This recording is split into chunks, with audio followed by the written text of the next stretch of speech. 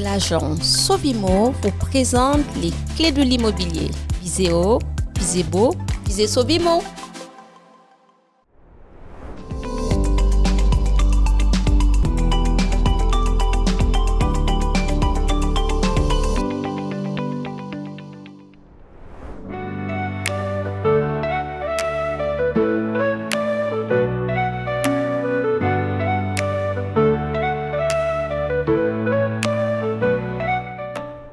Bonjour à tous, voici Alad. J'ai le plaisir dans notre émission Les clés de l'immobilier, saison 2, de recevoir Dimitri Vallée. Bonjour Dimitri.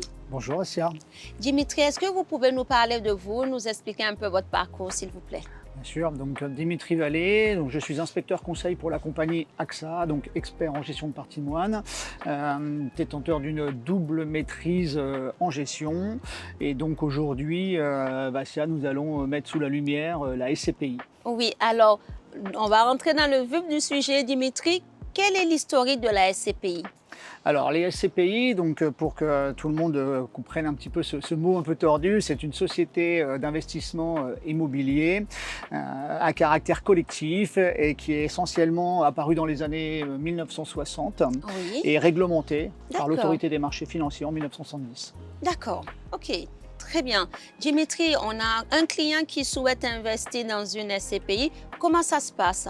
Alors en principe, il y a une démarche qui est faite en amont sur une réflexion globale d'investissement par rapport à cette personne avec la plupart du temps une étude patrimoniale ou un audit sur lequel bien entendu nous allons détecter ses priorités d'investissement, ses besoins et si la SCPI ressort, effectivement ça pourrait être une orientation.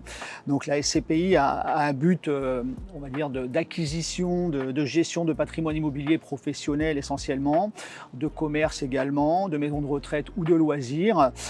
Pour avoir de l'immobilier, ce qu'on appelle papier, clé en main pour notre investisseur. Tout à fait.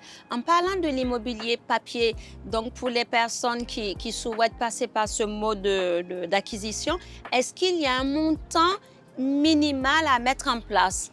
Alors chaque structure a des règles différentes avec des minimaux. Ce qu'on peut retenir qui est important, c'est qu'effectivement l'accès à l'immobilier est beaucoup plus accessible qu'à travers de l'immobilier classique, puisqu'on peut avoir dès 10 000, 15 000, 20 000 suivant les organismes, la possibilité d'investir dans de la SCPI, ce qui est beaucoup plus dur dans l'immobilier. Oui, effectivement.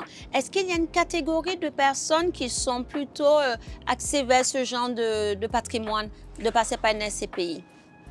Des personnes qui sont dans la réflexion de vouloir investir, de diversifier leur investissement, pas tout avoir uniquement sur un seul bien, mais des fois à travers une multitude de biens détenus à l'intérieur de la SCPI, mais également avec une simplicité de gestion que vous n'avez pas à avoir, on va dire, avec un immobilier en direct. Une simplicité également de transmission. D'accord. Donc ça peut vraiment correspondre à tout âge, si on va chercher de la rentabilité, ou plutôt de l'optimisation pour transmettre. D'accord. Nous sommes en train de parler de la SCPI. Y a-t-il différentes formes, différents types de SCPI? Alors oui, on a essentiellement les plus connus des SCPI, ce qu'on appelle de rendement, qui sont là à travers, bien entendu, toute la structure pour générer des revenus pour l'associé, puisque le détenteur de part de SCPI est un associé. Donc essentiellement de rendement. Et après, nous avons la deuxième grande famille qui est les SCPI à but fiscal, où là, on va retrouver tous les avantages fiscaux liés à l'immobilier, type Malraux, Pinel, pour les plus anciens également. D'accord. Voilà. Eh bien, génial. Est-ce qu'il y a des frais qui sont liés à l'investissement de la SCPI? Alors oui, les frais, on va parler surtout par rapport à un prix de part. D'accord. Donc la personne, quand va acheter une part de SCPI, il y a un montant avec une cotation qui est faite. Il ne va pas avoir des frais immédiatement, mais les frais vont généralement se retrouver à la vente, avec une décote de la valeur de la SCPI. Oui. Voilà. Est-ce que dans une SCPI, on peut se dire qu'il y a une rentabilité à avoir? Alors oui, bien entendu, et les rentabilités sont même intéressantes puisque beaucoup plus simples de gestion, comme on a pu se le dire, mais également des rentabilités, on va dire, cohérentes avec l'immobilier classique. Avec bien entendu une rétention sur certains frais qui sont pris par les organismes de gestion, mais qui restent, ceci étant dit, très intéressants. Eh bien super. Est-ce que les SCPI sont taxés au niveau des revenus? Alors, c'était la question piège de l'entretien. Oui, c'était la question piège.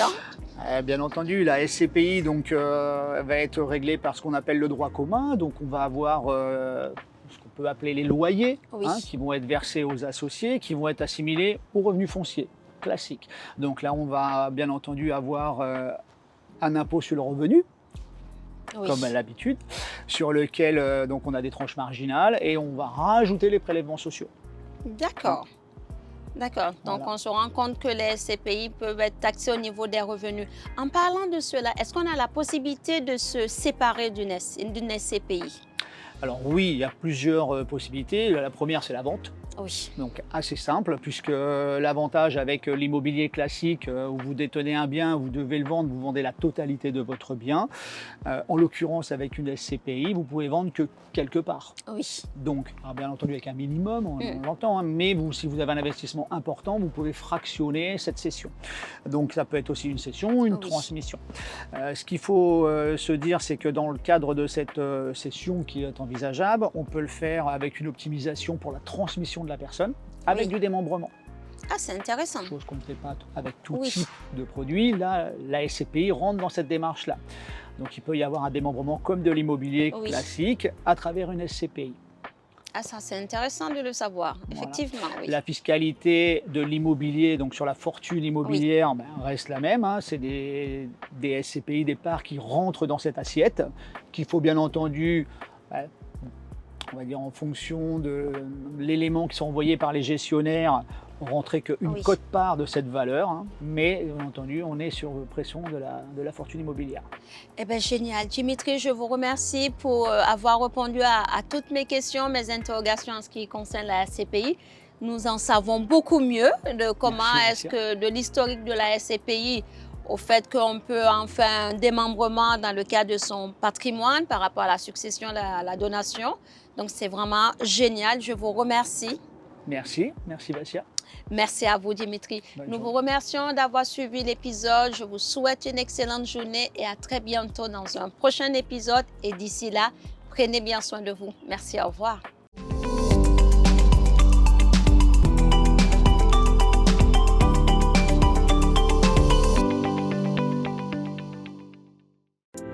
L'agence Sovimo vous présente les clés de l'immobilier.